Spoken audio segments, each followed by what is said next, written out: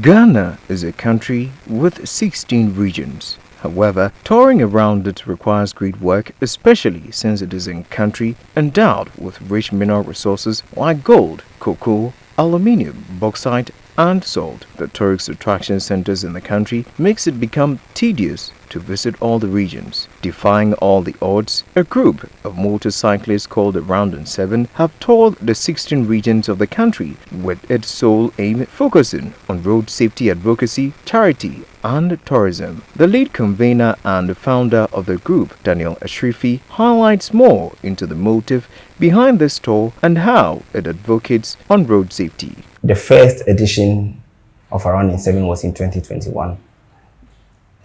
We call it AIS 1, and then the second one was in 2022, AIS 2, and the third one we just did, AIS 3. So the goal is to tour Ghana in 7 days, doing road safety advocacy, doing charity, and of course, sightseeing. Daniel Ashrifi, also known as the Motor Checker, also expressed how motorcyclists face challenges along the road when going on long-distance travel. There was another very experienced rider, Mono, on the tour. So usually it's just me and him at the back because we have to take care of the rest. So Mono fell, I helped him come up.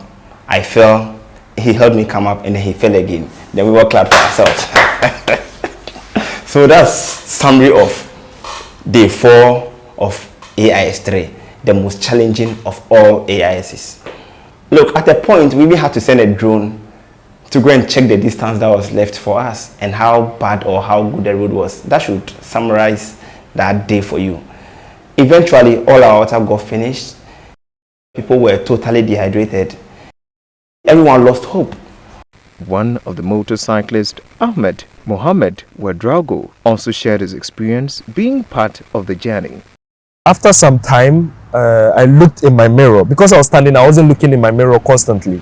After some time, I sat down and looked in my mirror. I'm not seeing any Daryl. So I stopped for a couple of minutes, about 5 minutes. No one was coming.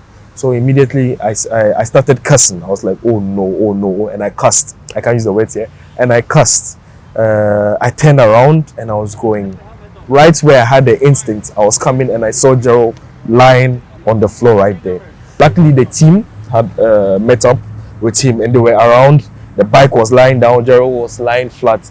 I got there and I saw Gerald. I just said, oh no. I put my hand on my head. I was like, what have I done? If I had slowed down or if I had stopped, this wouldn't have happened. So I started blaming myself. I went there. Luckily, I got there. I saw Gerald. I said, Gerald opened his eyes.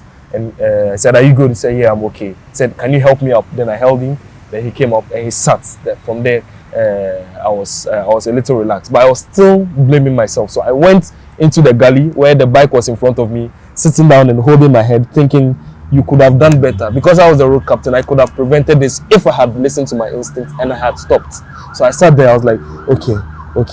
But when Gerald got up and he stood, I was like, okay, this is not as bad. I'm counting on that. You will. I mean, for this much. I better, right? Yeah. From the streets of Accra, the team traveled during the early hours of the day and returned peacefully after 7 days without any casualties.